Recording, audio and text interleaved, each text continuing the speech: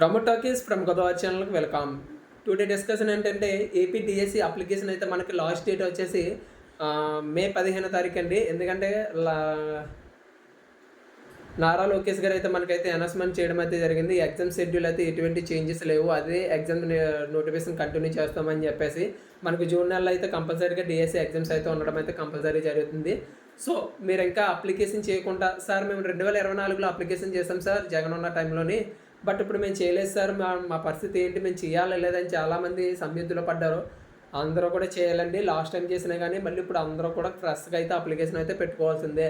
Application పెట్టుకోకపోతే మీకు all ticket రాదు, తర్వాత మీరు డిఎస్సిలోకి ఎలిజిబిలిటీ కాదు. ఇది మాత్రం గుర్తుపెట్టుకోండి. డిఎస్సికి ఎలిజిబిలిటీ అంటే అప్లికేషన్ చేసిన తర్వాత సక్సెస్ఫుల్ అయిపోతుంది.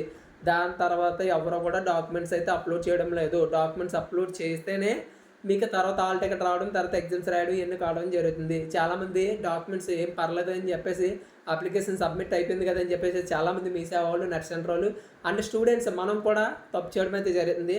సో అలాంటి తప్పు చేయకుండా ఉండాలంటే మీరు కంపల్సరీగా డిఎస్సి అప్లికేషన్ చేసేటప్పుడు 10th class mark list, DRD inter mark list, DRD వాళ్ళకి అయితే ఈ 3 1 to 10th స్టడీ సర్టిఫికేట్లు అయితే కంపల్సరీగా అప్లోడ్ చేయాలి.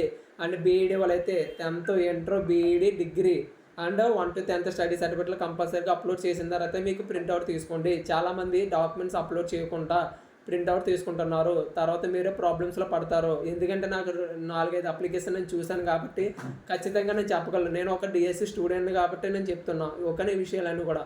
సో మీరు ఎవరైనా ఇంకా అప్లికేషన్ చేసేసి మేము డాక్యుమెంట్స్ సబ్మిట్ చేయలేదనుకుంటే మీ దగ్గరలోనే మీ సేవలు కానీ లేకపోతే మీ ఫోన్లో కానీ మీరే కానీ అప్లోడ్ చేసుకోండి. లేదనుకుంటే మీరు అప్లికేషన్ చేయలేనట్లు వస్తుంది. ఓకేనా? ఈ విషయం నేను చెప్పాను, మీరు గుర్తుపెట్టుకోండి. Thank you.